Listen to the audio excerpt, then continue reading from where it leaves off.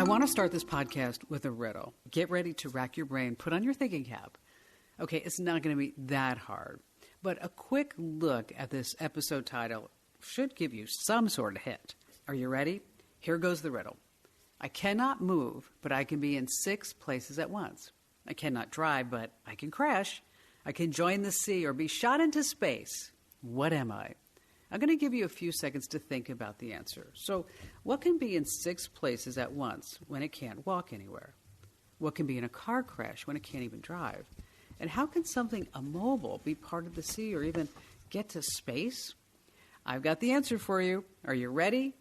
Human remains. I know what you're thinking. What? Yeah, you're probably surprised. Not too many people are going to do a podcast about death. It's a tricky subject, and dead bodies are something that no one wants to talk about, right? But get this, they play an integral role in technology. Let me explain. Dead bodies can make amazing crash dummies. They can help engineers design safer cars. And they certainly help plastic surgeons perfect their skills. That's right.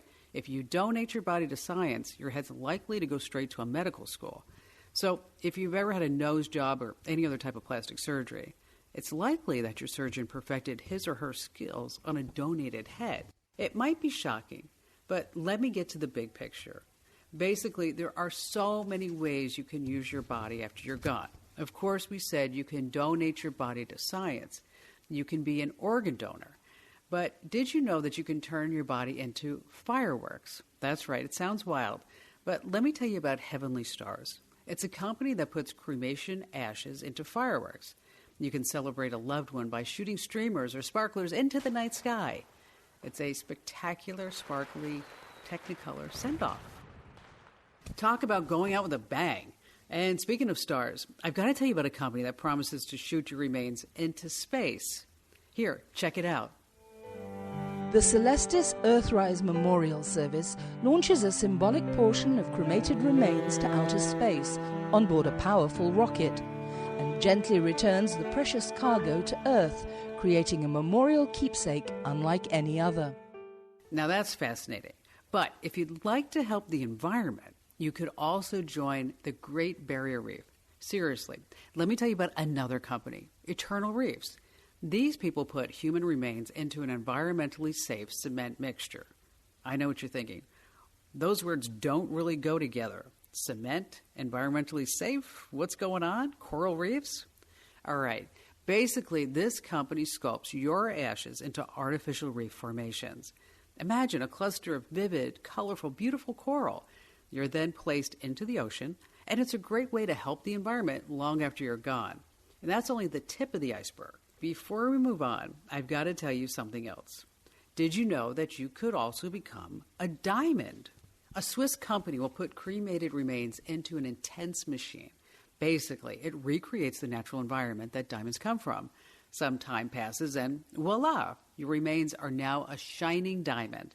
One woman went on News 6 to share her story. On the 10th anniversary of my dad's passing, I had a memorial diamond made. What's really special to me about my memorial diamond is that every time I show it to someone, I get to talk about my dad. It's such a great way to pay tribute to his life. So death is a grim, serious topic, but this is not going to be a Frown Town episode. Quite the opposite. We're going to give you a fun and informative look at what's called the death care industry. That's right, it has a term, the death care industry. You're going to learn all about the cutting-edge startups that are using technologies to disrupt the funeral industry. You're going to learn about some common funeral scams that you need to watch out for. And remember, this is a topic that affects everybody. I mean, you know what they say, death is the great equalizer. We all deal with it in some way or another. But you may not have known about all the tech that comes into play. We have the new death care startups popping up left and right. I'm going to talk to some of these fresh faces that are breathing new life into this ancient funeral industry. We'll bust open some myths and teach you some shocking stuff. So stay right where you are. We have some unbelievable things to teach you.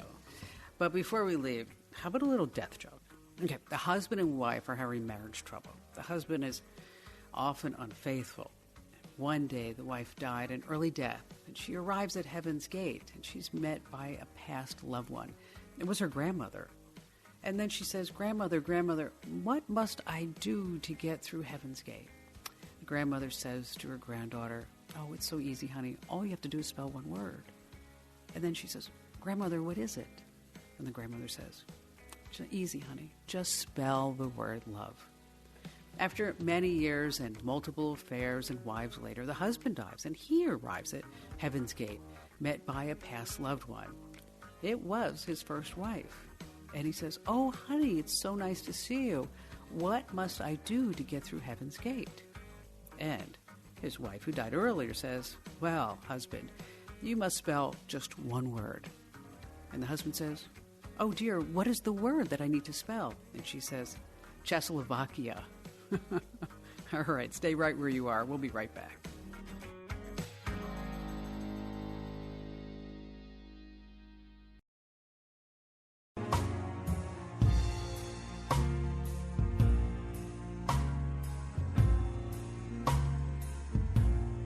Funerals are tough to talk about. They're deeply personal affairs.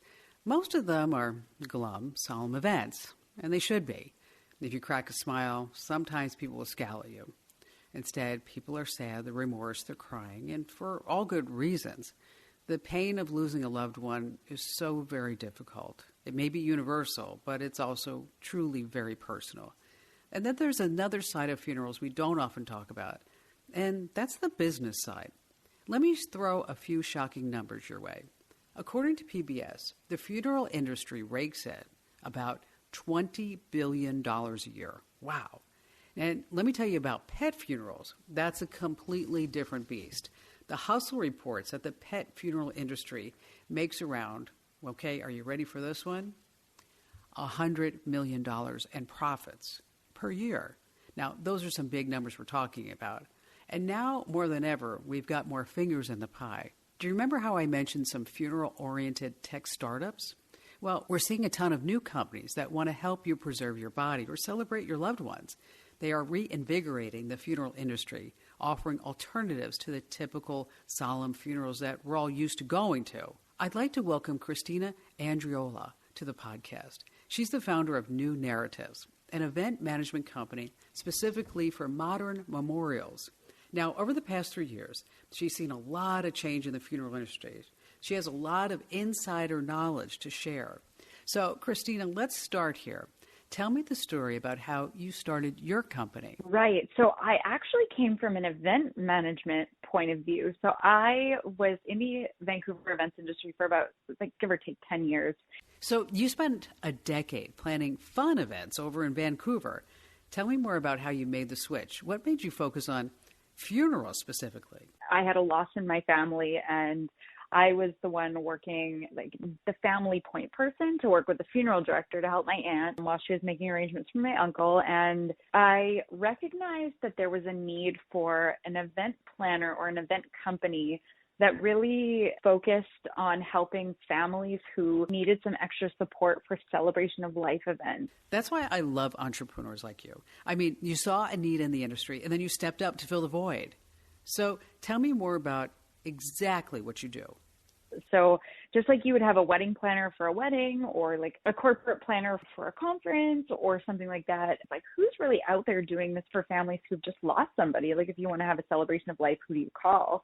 And of course, there's a bit of a gray area between me and the funeral directors and those in the funeral profession and licensed morticians, right? So, for example, since you come from an event background, you have a different skill set than, say, a traditional funeral director, which makes sense. I mean, you offer a completely unique experience. But yeah, I started it 3 years ago, and I think ever since then, I've gotten more experience and more contacts within the death care industry. So I would say it's the opposite. I've learned more since starting my company. What was that like for you when you first started? You had absolutely no experience with the funeral industry. I'm curious about your viewpoints. Was there anything about the industry that you sat back and go, wow, that's really something? I mean, it surprised you? It's an industry that hasn't seen a lot of innovation. I had a friend of mine a couple of years ago. She said to me, and I love this, she said our iPhones have changed more in the last 5 years than our end of life rituals and the discussion about the end of life. And it makes sense that people struggle in that discussion. It's hard to face our own mortality. It's much easier not to think about it, to just sweep it under the rug. But tell me more about the industry. What else have you learned? What else has surprised you? And how my community has grown, and how I've reached out to a lot of my colleagues via Instagram and built that community there.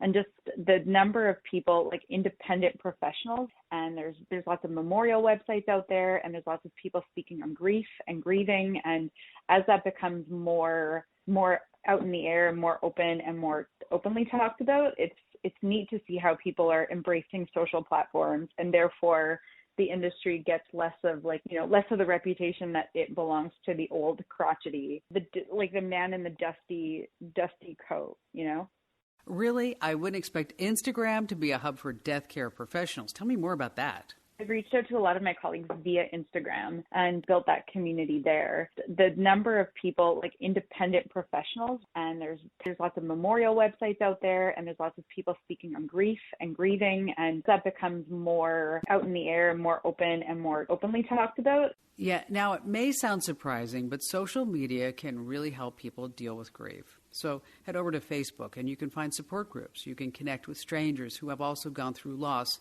sharing comforting words and inspirational quotes.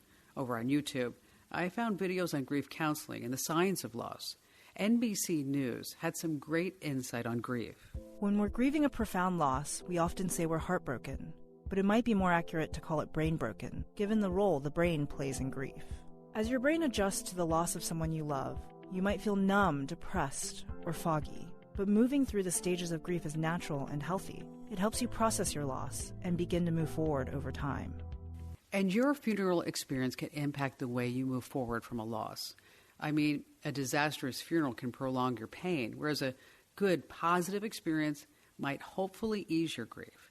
If you have a traditional open casket funeral, which have been around since the Civil War, but you also have the lighthearted alternatives like celebrations of life. And Christina, you're an expert on throwing fun events that celebrate loved ones who we've lost.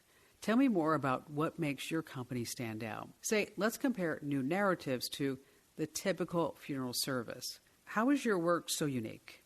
So the one that I offer is for families who would like to do an event outside of the funeral home. And of course, before COVID, you wanted it to do it at a senior center or at a banquet hall or at somebody's house, and wanted it to treat it less like, it was for the family who wanted an alternative experience. Can you give me an example of an alternative experience? So, for example, one of my first clients was a friend of a friend who had lost his mom, and the mom really wanted an 80s themed celebration of life. I have to tell you, that does sound fun.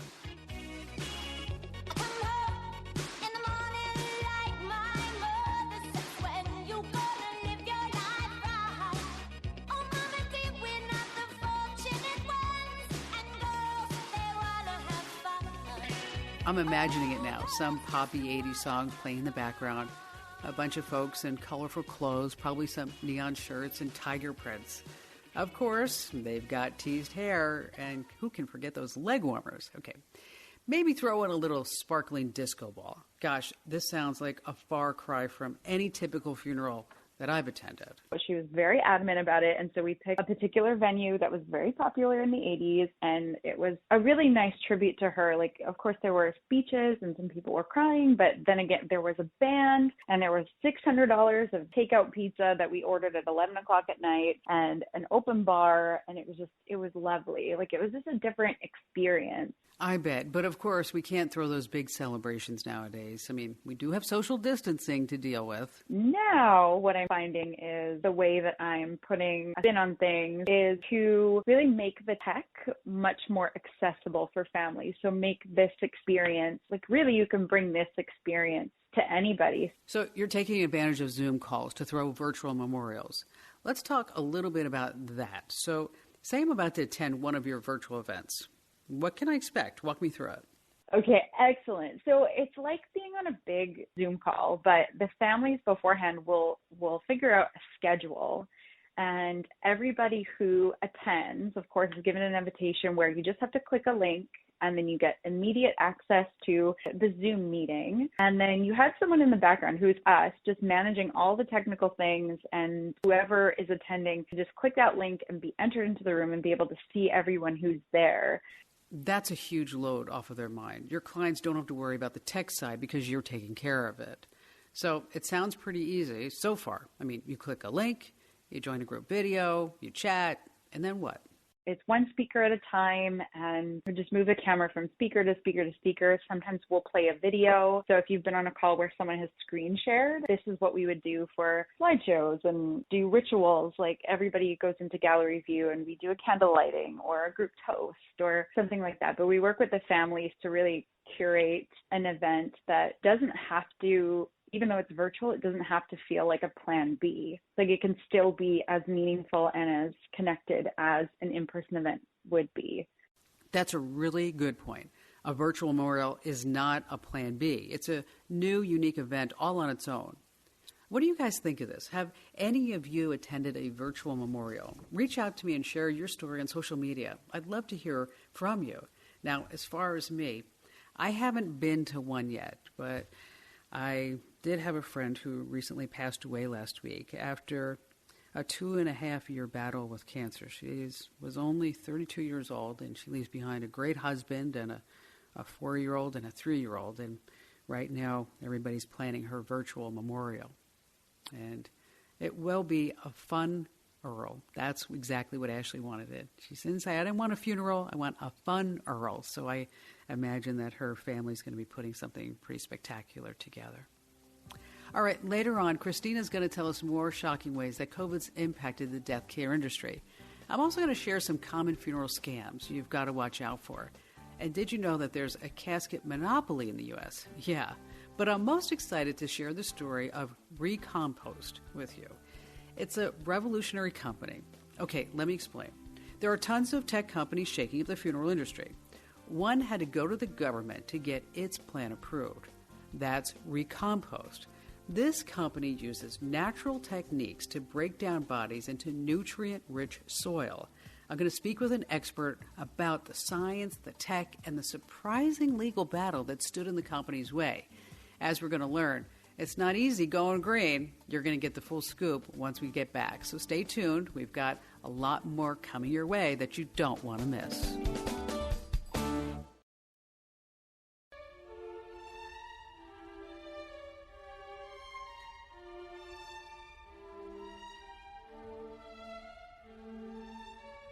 Welcome back to Tech You Should Know. Today we're shining a bright light on the death care industry. We're learning about the amazing ways that tech is spicing up this age-old sector. Now, I've got a shocking number to share with you. Did you know that Americans buy almost 2 million caskets every year? I don't know if any of you listening have ever bought one. I certainly have had my share, but they are really expensive. Every year, the casket industry rakes in around $1.4 billion in sales. Wow, $1.4 billion. Okay, here's the bad news. Unfortunately, a lot of caskets are overpriced. I mean, funeral homes, some are good, some are bad, and there's a lot of stories about them upselling their products, preying on your vulnerable emotions. Before you know it, your wallet is a few $1,000s lighter. Here's more from Vox Media. The funeral industry has also been known to engage in predatory business practices, like selling vulnerable families add-ons and services that they don't need. They've also been the subject of a number of class action lawsuits, including one for conspiring to fix the prices of caskets at artificially high prices. Modern burials are also incredibly wasteful.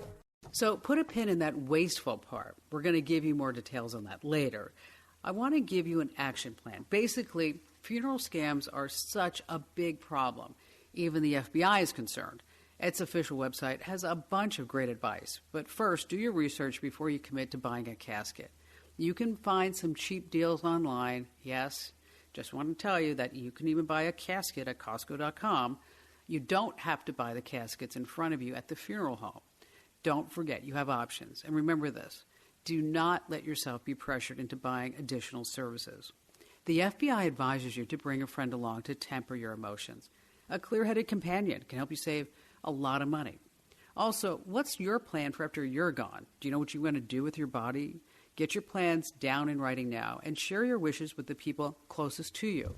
Speaking of that, have you ever heard of a prepayment option? They're offered by a lot of death care companies. Basically, it means you can pay a company a small fee each month for your future funeral expenses.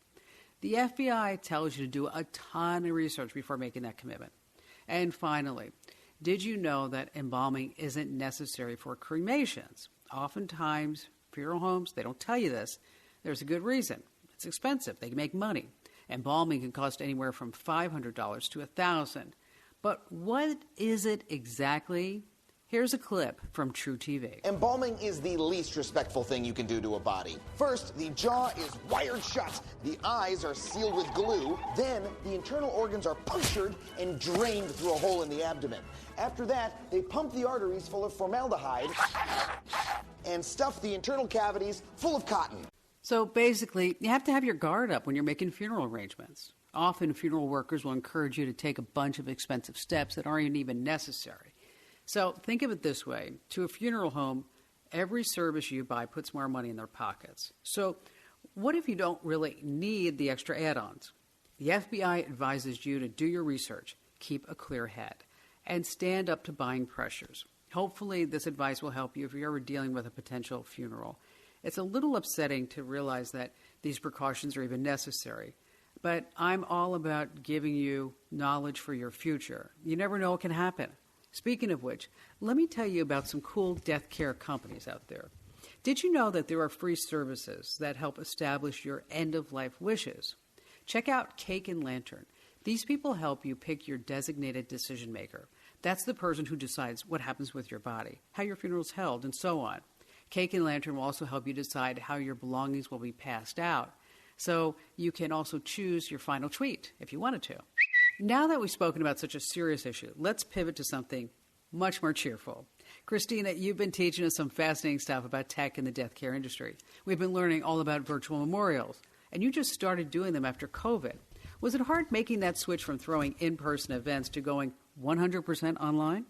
Yeah, as soon as the shelter-in-place orders started, I'm in Vancouver, Canada, and my colleague Allie from LifeWeb 360 is in Chicago, and so there were a bunch of us that joined the Slack channel, and we were all talking about different things to do, and they were putting together a couple of resource guides, and so we put together a big PDF on how to essentially do it yourself, do a memorial event, but for people who needed a bit of extra help or wanted to hire somebody, we would be there. So yeah, at the beginning, we really dug deep into how to use Zoom and how we could use that to connect, to bring families together. That's really interesting. So you teamed up with professionals from across the border to work at a solution. It sounds like COVID has had a huge impact on the death care industry. Oh, you know what? I think this is exactly the shakeup that we needed and that the industry needed. That's a bold claim. What makes you say that? Beforehand, everyone was doing it the way that it's always been done and not really knowing that there were other possibilities or other ways to do things. And now families are taking to Google because they have to. Families are finding independent services. They now have to get creative with how to gather all of their loved ones together because, of course, the in-person method isn't an option anymore. Well, you know what I mean? Like it's not the option that it once was. Absolutely. Funerals are completely different now. Just last year, we never had to worry about standing 6 feet apart. People would hold one another for comfort. It's completely different now. And so families are getting more creative and finding more of these alternative services now, which before I was getting a few leads, but not too many. Like I was trying to crack the code, if you will, of like how to be successful with an end of life business, especially one that families needed. But now COVID has been quite honestly like the best thing that's happened for my business. It does seem to be a good time for the death care industry. We're seeing a lot of innovation like you're talking about. But we're also seeing a bunch of new faces with brand new ideas. And there's so many companies that are popping up now, which is really, really great. Like I found before, not very many families would take to Google or they wouldn't know what to search. And now with these restrictions, everyone, if you haven't used Zoom before, at the very least you've heard of Zoom, or like for older people, somebody's like your friend's grandson probably knows how to use Zoom who can teach you before the event. Absolutely. I am so often the person who gets asked to help set things up, from TVs to laptops to getting forgotten passwords. I am the go-to techie in my house. And sometimes it's like, oh, why do I have to do this? But that's my role. And moving along, I want to tell you guys and gals about a new company on the deathcare scene. Remember how earlier I was telling you all about the amazing things that you can do with your body? You can turn your ashes into a beautiful fireworks display. You can become a gorgeous sparkling diamond on your family member's finger. You can even turn into soil. Sure, it's a little less glamorous than the alternatives, but people who want to go green, they can, literally. It's a new option for after you die. Sure, you can be cremated, you can be buried, but you can also go through natural organic reduction. We'll go into the weeds on that later. This new model of death care is through Recompose, a tech startup that's revving up to open for business. They're a long time coming. In fact, it took their founder 7 years to get the business off the ground. Katrina Spade lobbied Washington for 7 years. Can you believe it took her that long? She was fighting for a legal alternative to burial or cremation. Yeah, those are the only two options at the time. But thanks to her hard work, the state of Washington passed a bill in late 2019. And today, we're happy to welcome Anna Swenson to the podcast. She's in charge of communication at Recompose. So, Anna, I'm hoping you can give us a little bit of background. Why exactly did it take 7 years to get this bill passed? Sure. So, not a lot of folks maybe realize that burial and funeral law is really highly regulated. There's a lot of different licenses and rules involved. And the reason for that is, of course, everyone wants to make sure that your person is treated with respect and there's no, mishandling of remains. Definitely. So that was why there needed to be a new process added. It's called a disposition option. That's basically what choices you have for what happens to your body when you die. And here in Washington, Katrina Spade partnered with some folks who wanted to bring forward a process called alkaline hydrolysis, which uses water and charge to reduce the body down to an ashy material. So many other states already have alkaline hydrolysis, I think maybe 15 other states, but it had not passed here in Washington in previous tries. But when Katrina partnered with them and they were able to bring it forward on a bill of consumer choice, that was what really made the difference. And it really is fascinating that we were stuck in this binary for so long. You had two choices, burial or cremation. Both aren't, I guess you could say, ideal for the environment. The option you guys and gals offer is best for the environment, but your founder, Katrina, had to lobby the government for years just to make it an option. It does make a difference if you have a choice for, if you don't like burial or you can't afford a plot in a place that you don't like cremation either because of the environmental aspect or maybe you don't like fire. It can be really supportive to people to have other choices and other options. So that's why we were able to prove that this is safe and effective and pass the law in bipartisan support here in Washington. Better late than never. And green burials are becoming more popular than ever before. We've got about 100 green cemeteries in the U.S., and demand is increasing, and for good reason. Death has a huge impact on the environment. The MIT Technology Review has some shocking stats. Cemeteries take up 1 million acres in land. Caskets destroy 4 million acres of forest a year. And remember when we spoke about embalming earlier? Yeah, burials use about 800,000 gallons of embalming fluids a year. Imagine the toll that takes on Earth. With these numbers, it's no surprise that more people want to minimize their ecological footprint in death. Now, coming up, we're going to take a deep look into natural organic reduction. You're going to learn how it works and why it's great for the Earth. We're going to talk more with these professionals about the death care industry, how COVID's going to impact death care long term, and how these tech startups are really changing the game. How is tech changing the way we deal with death? Stay right where you are. We have some more great stuff coming your way. My brother-in-law died suddenly, and now my sister and her kids have to sell their home. That's why I told my husband we could not put off getting life insurance any longer. An agent offered us a 10-year, $500,000 policy for nearly $50 a month. Then we called SelectQuote. SelectQuote found us identical coverage for only $19 a month, a savings of $369 a year. Whether you need a $500,000 policy or a $5 million policy, SelectQuote could save you more than 50% on term life insurance. For your free quote, go to SelectQuote.com. SelectQuote.com. That's SelectQuote.com. SelectQuote. We shop. You save. Full details on example policies at SelectQuote.com/commercials.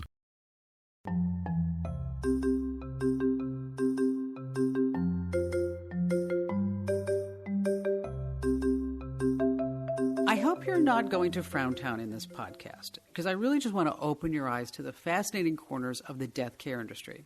You may be thinking to yourself, okay, by now, Kim's has run out of stuff to talk about.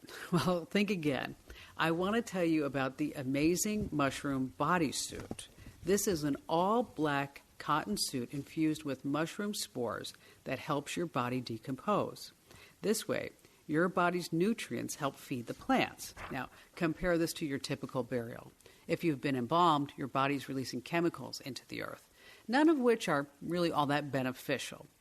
If you skip the coffin and wear the infinity burial suit instead, you'll be feeding into the cycle of life, literally. Check out this clip from the suit's inventor, J-Rim Lee. Here, she's describing her research in a TED Talk. So today, I'm collecting what I shed or slough off, my hair, skin, and nails. And I'm feeding these to edible mushrooms. As the mushrooms grow, I pick the best eaters to become infinity mushrooms. It's a kind of imprinting and selective breeding process for the afterlife.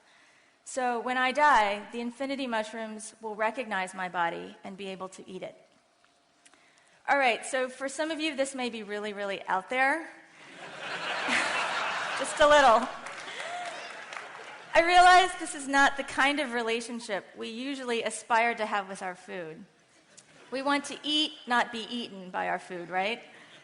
But as I watch the mushrooms grow and digest my body, I imagine the infinity mushroom as a symbol of a new way of thinking about death and the relationship between my body and the environment. A different way of thinking. This idea may be new, but it's already taken off. Actor Luke Perry chose to be buried in a mushroom suit, so his decomposing body could feed mushrooms and support the environment. When I learned about this, I thought it was just too unique to leave out of this podcast. But this really illustrates the way people are thinking differently about the way their body affects the earth and death. People are taking science into account. That was the case with Recompost founder too. Isn't that right, Anna? Back in around 2011, our founder, Katrina Spade, was getting her master's degree in architecture. She, recycles, composts, drives an eco-friendly car, and is thinking about her impact on the planet.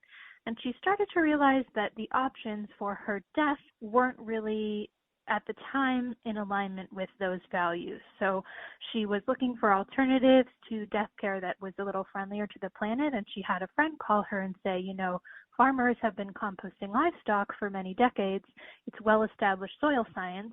I see. So she was working from a precedent. And Katrina had the idea of trying to do that for humans. So after lots of development and scientific study and lobbying, the Washington state legislature was the first to pass a law to legalize the process that's now known as natural organic reduction in 2019. And the bill went into effect in 2020. And Recompose is just about ready to open and start performing this process for customers. How exciting. I bet it feels really good to finally be able to hit the ground running. We're just about ready to open our first location here south of Seattle, so it's a really exciting moment. And to go into the science of how it works, each person, each body is placed in what we call a vessel, which is a stainless steel tube. It's about 4 feet high and 8 feet long. So what happens next? Each body is placed in the vessel with wood chips, alfalfa, and straw. And the microbes that naturally occur on that plant material and on our bodies is what powers the process. So the environment inside the vessel reaches temperatures of over 131 degrees Fahrenheit. Why that specific temperature? And that's what's in the law. That's what makes sure that all of the pathogens, pharmaceuticals, chemotherapy are broken down. The body remains in the vessel for 30 days, and in that time, it's completely transformed on a molecular level. And what comes out is dark, rich soil. It cures for about another 30 days, and then families can either take the soil home if they choose, if they have enough land to use. It creates about a cubic meter of soil and can be used to nourish plants and trees. Or we also have the option for customers to donate their soil to our conservation forest at Bell's Mountain in southern Washington. Okay, tell me more about that land. Why pick Bell Mountain in particular? And that's a land trust that uses the soil to bring back land that was improperly logged in the 1930s. It was clear cut. There's lots of soil erosion, so it really needs this biological material to nourish it and to grow trees on this, formerly mismanaged land. So it's a true returning to the earth process. Absolutely. And people can start donating bodies later on this month. So right now, your company is only operating in Washington. Can we expect some expansion into other states? Absolutely. Yeah. So our first location is here south of Seattle, and we are working to legalize this process in other states. We had good progress in both California and Colorado last legislative session before the bills ended up not going through because of COVID-related budget concerns, but we are planning to bring forward those bills again. They had strong bipartisan support, so we're hopeful that there will be this new ecological death care option in those two states soon. And Oregon is also considering it. So yes, we want this to be available to everyone who wants it. And also, as of right now, people can come to recompose from other states. There is, of course, the barrier of transporting a body can be a little bit involved, and it can be expensive, but we are available to people if they want to make that trip. So now I'm curious about the money. How much does this procedure cost compared to, say, a typical funeral? Okay, yeah. So the recompose price is $5,500, and that includes transport to our facility from within the Seattle area, the transformation into soil that I just described, the opportunity to donate that soil, as well as a virtual ceremony facilitated by our staff. Right, and you'll also handle more logistical matters like filing the death certificate and so on. It sounds affordable. So our process is a bit more inclusive than at most funeral homes. It's a little more a la carte where you pay just for the cremation and then you pay directly for a ceremony. And the stats from the National Funeral Directors Alliance show that pretty much, what's called a direct cremation, which is just cremation, no other services or ceremony or transport, that here in Washington, about the cheapest you can get that is $1,000. But as you start to add in those other services, the average cost of a funeral like that is about $7,000. And then if you do a conventional burial where you have a plot and a casket and, maybe a church service, that is easily over $10,000, going up to, we've heard of, in New York City, that can be $50,000 plus, depending on where your plot is. Now I want to talk a little bit about your funeral services. It's all virtual right now. Do you plan to ever throw in-person events? Absolutely. We would love to have in-person services. It's just not safe right now for our staff, and also gathering is not allowed here in Washington or mostly anywhere.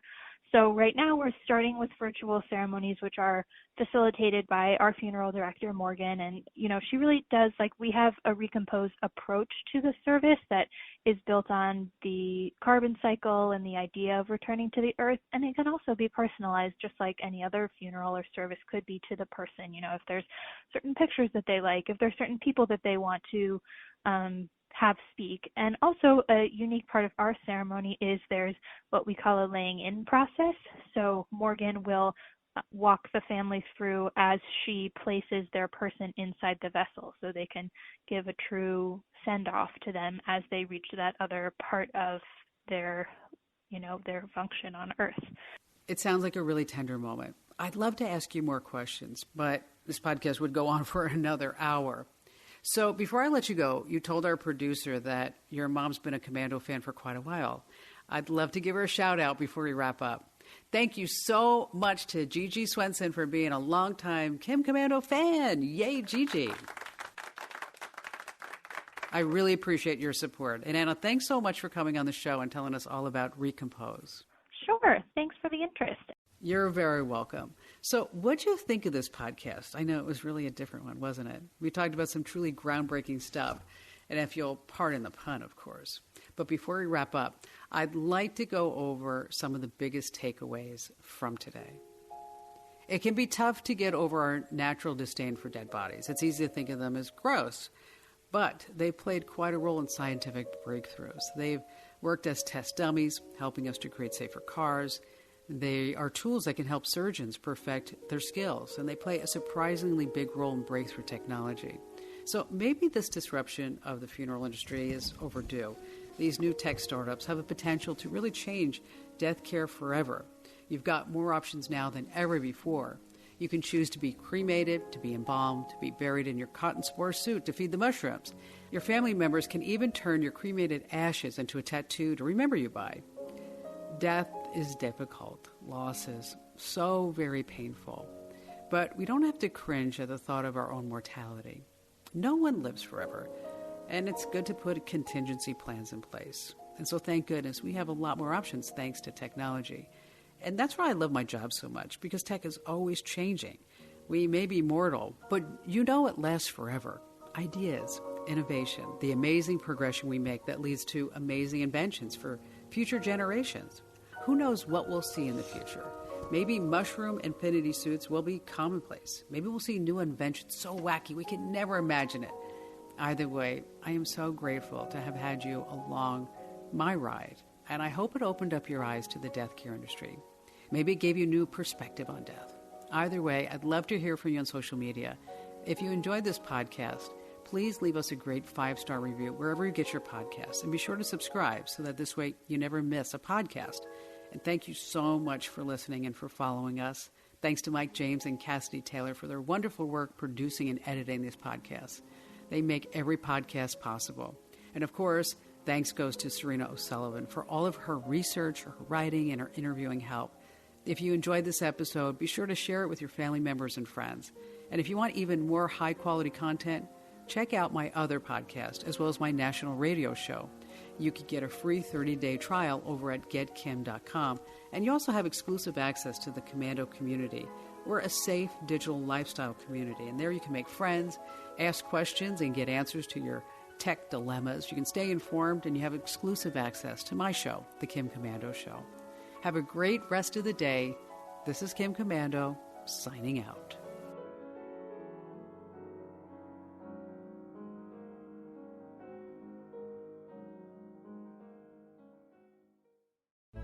Your happily ever after is waiting for you in the Chrysler Pacifica and Pacifica Plug-in Hybrid. With available all-wheel drive, Pacifica helps handle adverse conditions like magic. And with a plug-in hybrid, it can help your range anxiety disappear. Make your drive even more enchanted in the Chrysler Pacifica and watch Disney's Disenchanted streaming November 18th, only on Disney+, rated PG. Disney Plus subscription required. Must be 18 plus to subscribe. EPA estimated 520-mile total range with a fully charged battery. Actual mileage may vary.